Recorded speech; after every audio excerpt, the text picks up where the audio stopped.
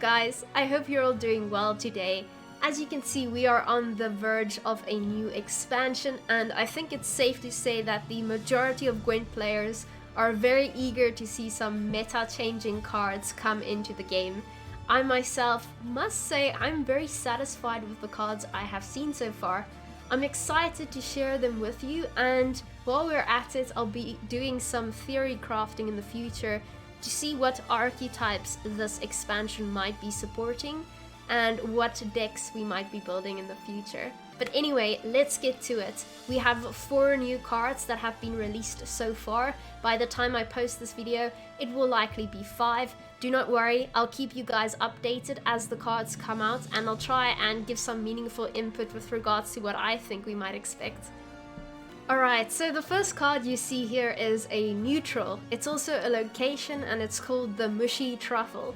Now, the first time I saw this, I initially thought it might be a different side of the Syndicate artifact, the Passiflora.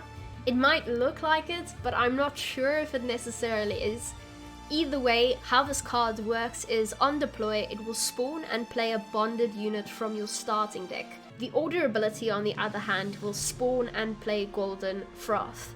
Now, some of the beginners in this channel might not know what either of these mean and whether it's good or not, so I'll quickly show you what it entails.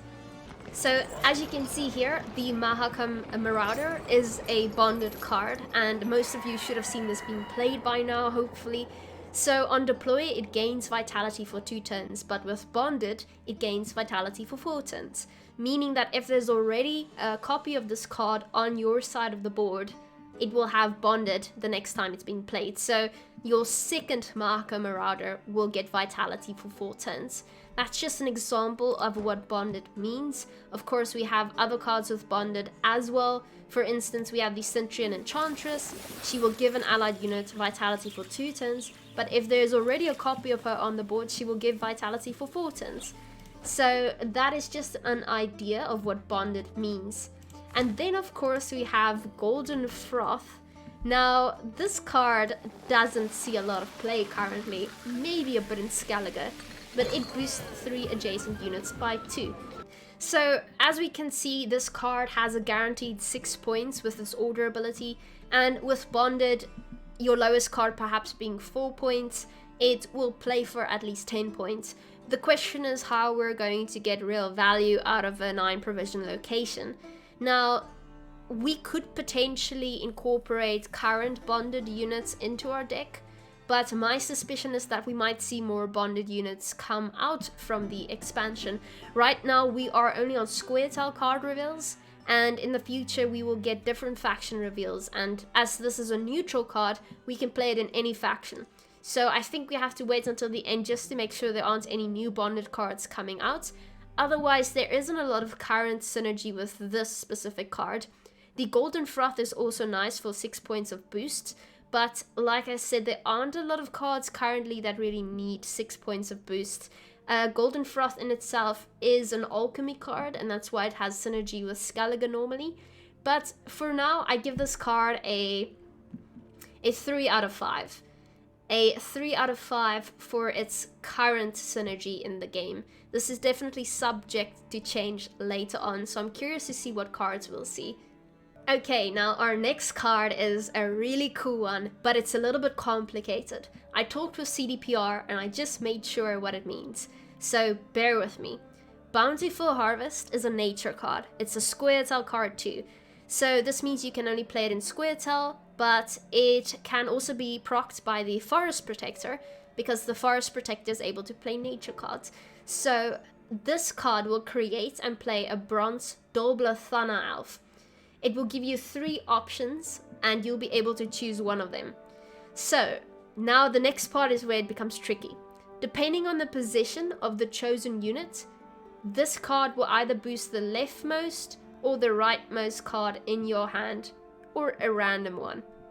So what's going to happen is, you're going to play this card, and then it's going to give you 3 random Dolbla Thana Elf options. And then you can either pick the left one, the middle one, or the right one on the screen. If you pick the left one, oh, this is right to you, isn't it? If you pick the left one, this one, then it will boost the leftmost unit in your hand. If you want the middle card instead, it's going to boost a random card in your hand. If you're going to pick the right one, it's going to boost the rightmost card in your hand by 2. So essentially this card gives you a Doblathana Elf and it boosts a card in your hand by 2.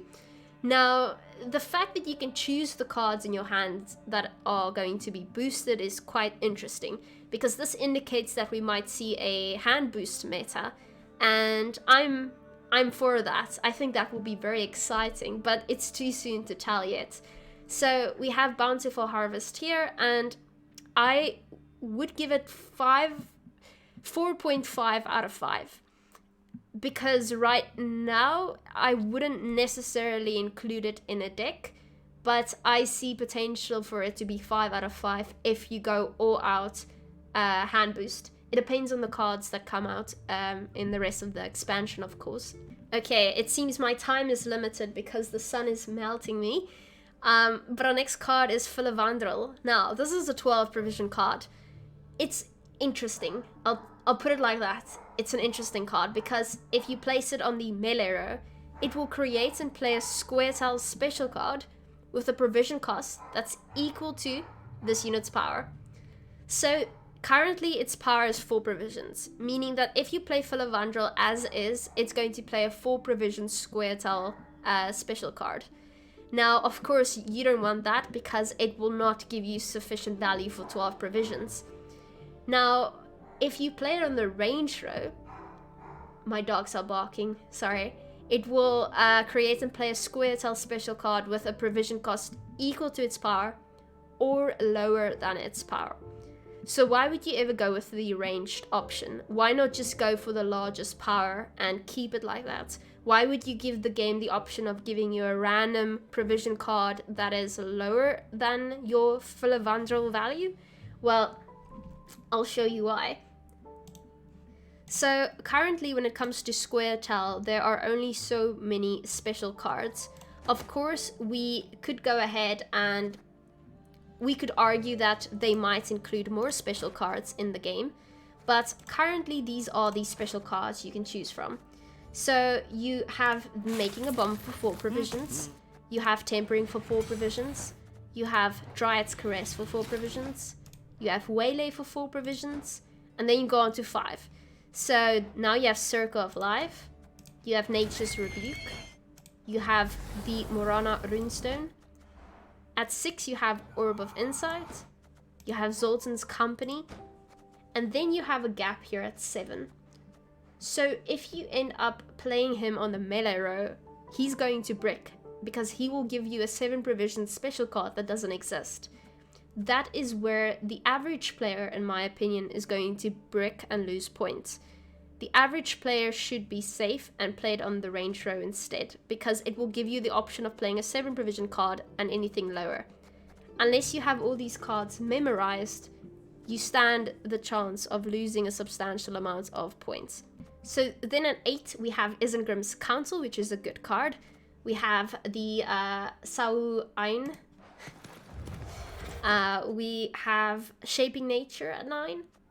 And then at 10 we have Novigradian Justice. We have Call of the Forest, excellent card. And at 12 we have Water of Broccolon, as well as Aravis Gambit. So, is this card worth including in your deck? That is the question.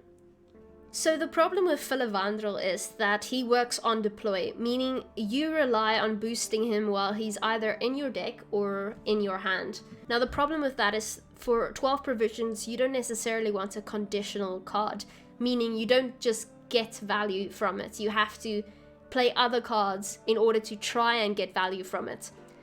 Right now, my biggest argument with Philavandro is that if I want a 12 provision card in my deck, I'm not going to play Philavandro and hope I get him boosted to 12 provisions. I'm just going to include a 12 provision card in my deck.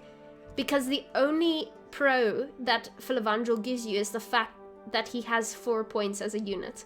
He has no other special ability that we know of that will make him a reliable tutor.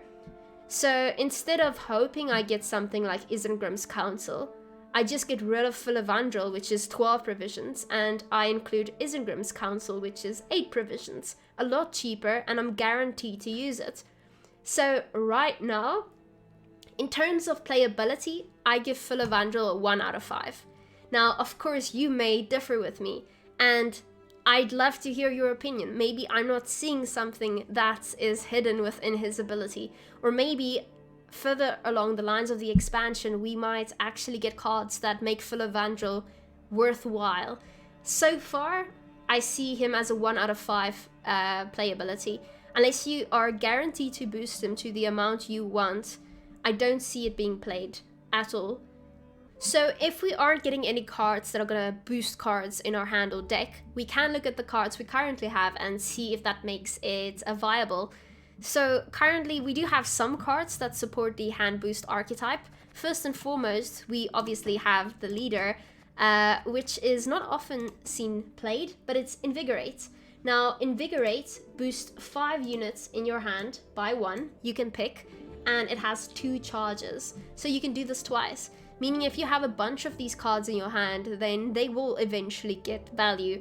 Of course, we also already have cards that exist that we could include in a potential hand boost meta. So these cards would include cards like a Goliath, which on turn end on the board, it will double the amount of boosts on self. And we also have Sheldon Skaggs, which is a nice card for some removal. It damages an enemy unit by the amount that he is boosted. So these cards already exist and they are sometimes seen played. Then we have Enchanted Armor, a card we never see being played. It boosts a unit in your hand by 3 and gives it 2 armor. So I can see this card potentially being included in a deck that supports this archetype. Then we have, let's see, we do have more cards, I know this. The next card would definitely be our 10 provision friend, which is Algod. He boosts 3 units in your deck by 2. Of course, his only downside is that he's a neutral, meaning that if you're building a devotion deck, you won't be able to include a card like Algod. So another big commitment card is that of Ithlin. It's a 10 provision card, and you can select a square tile unit in your hand and boost it by 4. So, of course, this is a nice card to have, but it costs a bit, and unless the archetype sees more support, it's not necessarily something you can afford to include in your deck. But overall, it's not a bad card. Then we also have Sursa. Now, this card is conditional, so I'm not a huge fan of it, but it has Harmony, and it is a Dryad, so it damages an enemy unit by 2 on deploy, and if you kill that card, which is the condition, you boost a unit in your hand by 2. So it's a 7 provision card that's obviously an option, but I would forever go with Dunka above Sursa, which is also a 7 provision. Now, if we do see this archetype become meta, I have a feeling that people are going to remove Dunka the moment he's played on the board. Whether it takes a heat wave, it will get removed, but this will be able to boost a card in your hand every turn, which is just absolutely ideal. Of course, it also has an order, which means you can damage an enemy unit by 3 if you don't want to use Dunka anymore. And then we have a card that has been forgotten by now, but it's the Hawker Smuggler. This card used to be meta back in the day when Harmony was still a thing and all that jazz. But this is currently not being played because it's 6 provisions and it's very easily removed as it's just 4 points. Every ally turn on turn end, it also boosts a random unit in your hand by 1. And it's a bronze, so you can have 2 of them. Then we have Circle of Life. This boosts a square tile unit in your hand by 2. It also has Death Blow, so you can choose which square tile unit in your hand is boosted. And then we have our last card, which is also a little bit conditional, but it's the Avriad Saboteur, which boosts an elf in your hand by 2. So it can only boost an elf. So that has been all of the cards that have been released so far. I must say I'm quite happy with the potential meta we might see in the near future. I don't see a lot of power creep.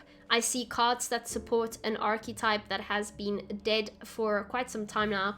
And I think that's what the community did ask of CDPR to do, which is to stop bringing overpowered cards into the game and rather bring dead cards out of the grave and make them viable again. So we see cards that rely on hand buffs, and we also have a card that gives us hand buff, which is Bountiful Harvest. I am quite excited to see what next cards are going to come out, and I will keep you all updated regarding those. Please feel free to share all of your theories in the comments. If you don't agree with anything I have said, please tell me. I'm very curious to hear what you all think. Your guess is as good as mine, and I will keep you updated. I hope you guys have a great week, and I will see you later.